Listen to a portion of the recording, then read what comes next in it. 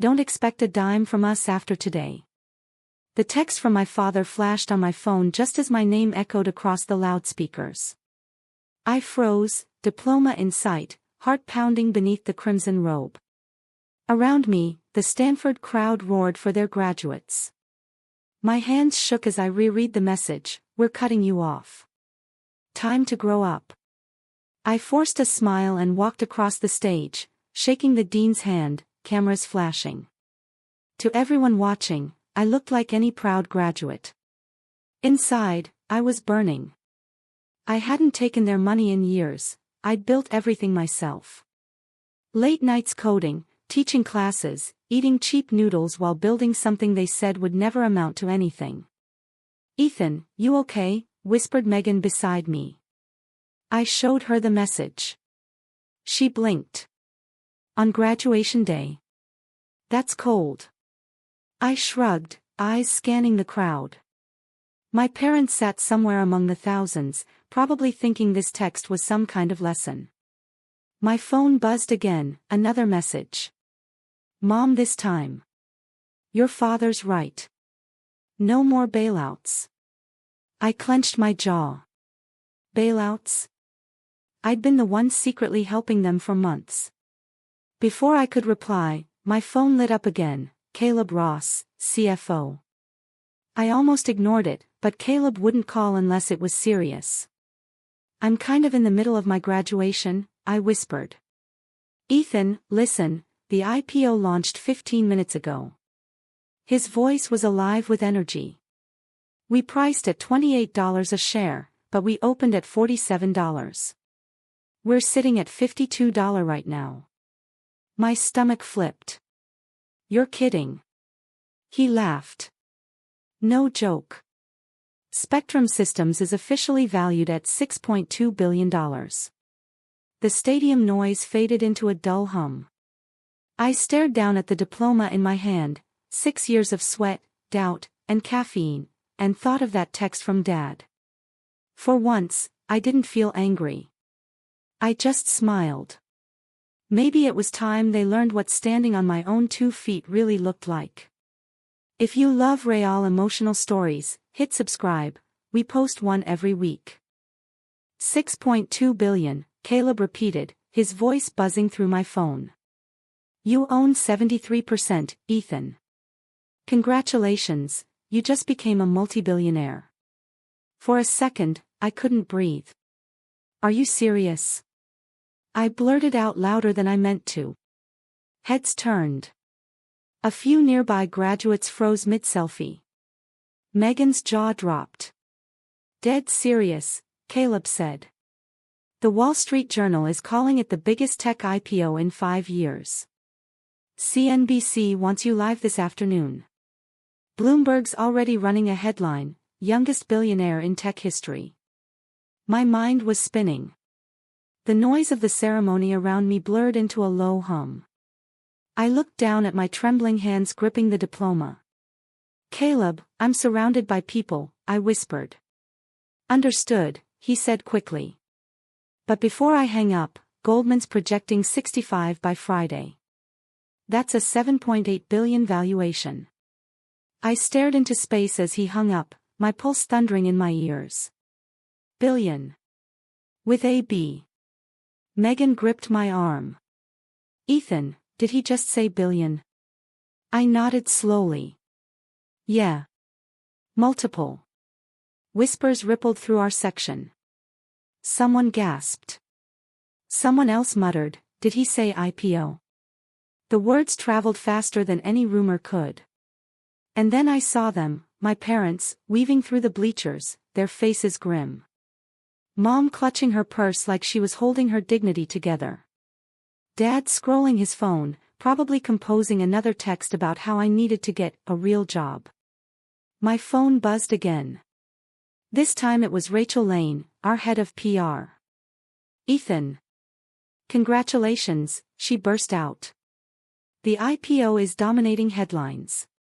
The Today Show wants you tomorrow morning, and Forbes is prepping a cover story."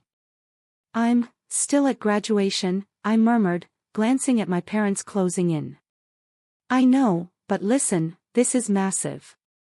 Spectrum Systems is being called the next Google. Your AI software is revolutionizing everything from national security to social media. The Defense Department contract alone is $400 million.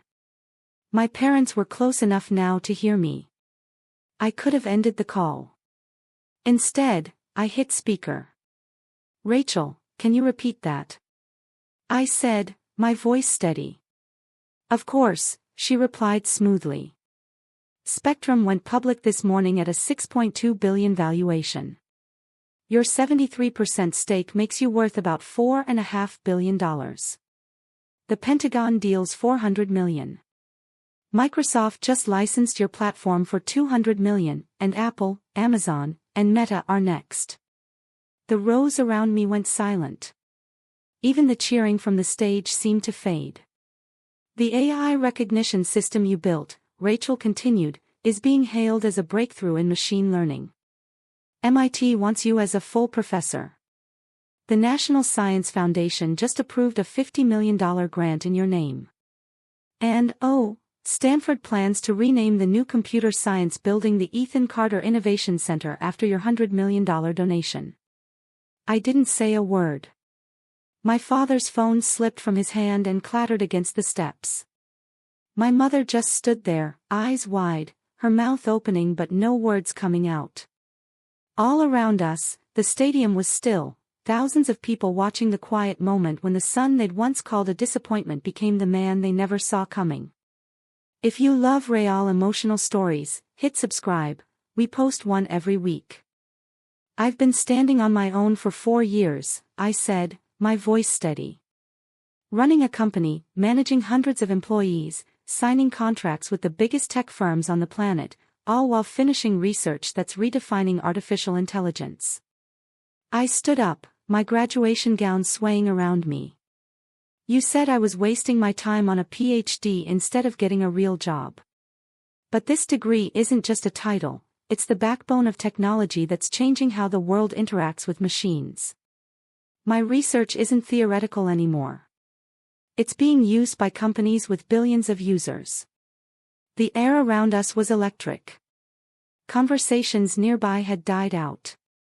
People were openly watching, some even recording on their phones. It didn't matter. I was done hiding. And you told me not to expect help from you anymore, I said, looking at them both. That's fine, because I haven't needed help in years. In fact, I've been the one helping you. Their faces registered confusion as I pulled up my banking app and turned the screen toward them. Remember when Mom's car broke down last year and an anonymous card covered the repair? That was me. The scholarship that paid for Emma's tuition.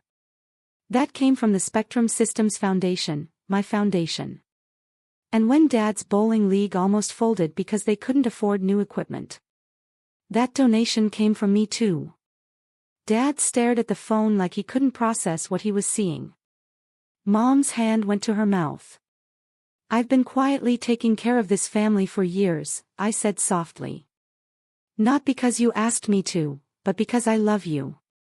Even when you didn't believe in what I was doing, I still wanted you to be okay. Mom's eyes filled with tears. Ethan, we didn't know. We thought you were struggling. We thought pushing you was helping. I get it, I said gently. You were scared. You wanted me to be safe, stable. But you never asked what was actually happening. You decided I was failing because success didn't look the way you expected it to. A murmur rippled through the nearby crowd. A camera light flicked on. I turned and saw a reporter and her crew pushing through toward us. Mom, Dad, I said under my breath, we need to finish this somewhere private. This is about to get big. Dad looked around and finally seemed to realize that half the section was staring. Phones were pointed our way. Security guards were moving in. But before we could leave, the reporter reached us. Ethan Carter, she called out, mic in hand. Jennifer Walsh, CNBC. Congratulations on Spectrum Systems IPO. How does it feel to become a billionaire on your graduation day? Cameras surrounded us. My parents froze beside me. It feels surreal, I said, forcing a small smile. 6 years ago, I came to Stanford to study AI because I believed it could change lives. I never imagined it would lead to this kind of success. What's next for Spectrum Systems? She asked. We're expanding our research partnerships with universities and focusing on ethical AI, I said. The goal has always been to build technology that benefits people, not just make money. She smiled. And your parents? They must be incredibly proud. I turned to Mom and Dad, who were still trying to process everything. I met the reporter's gaze and said, my parents have always valued education and hard work. Even when they didn't understand my path, they taught me persistence, and that's what got me here. It wasn't the whole truth, but it was the right one, the kind that gave them dignity while the cameras rolled and the world watched. If you love real emotional stories, hit subscribe, we post one every week. The reporter asked a few more questions, but security was already ushering us toward the private section where families could meet graduates without cameras in their faces. The moment we were clear of the press, the noise of the crowd faded, replaced by the rustle of leaves overhead. Dad finally spoke. Ethan, he said quietly, I need you to know something.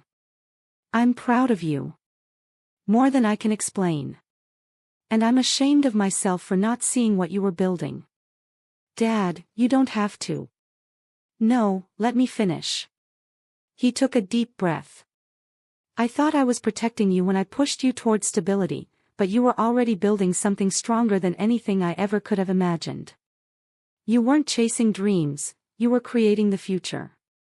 We stopped under the shade of an old oak tree, away from the noise. He looked at me with the same eyes that used to watch over my little league games, only now they were softer, humbled. I'm sorry for that text this morning, he said. And for all the times I made you feel like what you wanted didn't matter. I didn't trust you to know what was right for your own life. I was wrong. Mom stepped closer, eyes shining. She wrapped her arms around me and whispered, we're so proud of you, sweetheart. And I'm sorry you felt like you had to hide your success from us. I didn't hide it, I said. I just wanted to focus on the work instead of the money. But I should have tried harder to help you understand. What you've done, Dad said, voice thick with emotion, is bigger than business. You're changing how the world thinks, and we were too caught up in what we thought success should look like to see it. Before I could respond, my phone buzzed. Caleb's name flashed across the screen. Give me a sec, I said, answering the call. Caleb, what's up? Ethan, he said, excitement pulsing in his voice, we just crossed a $7 billion market cap. And there's more. Goldman Sachs wants to start discussions about a secondary offering, $10 billion valuation possible within 6 months. I blinked, trying to process it. You're kidding. No joke. Oh, and Rachel just got a call from D.C. The White House wants to meet. The President's advisory team on AI wants you. They're calling Spectrum Systems work critical to national competitiveness. I looked at my parents, who stood frozen, half in awe, half in disbelief. So, I said finally, lowering the phone, guess I should update my resume. Dad actually laughed, a full, honest laugh. I think your resume's fine, son. But listen, Ethan, whether you're worth $4 or $4 billion, you're still my kid. And I love you. I love you too, I said quietly. Both of you. And I'm glad you came. Mom smiled, wiping her eyes. We wouldn't have missed it for the world. Even if we didn't realize just how big today really was.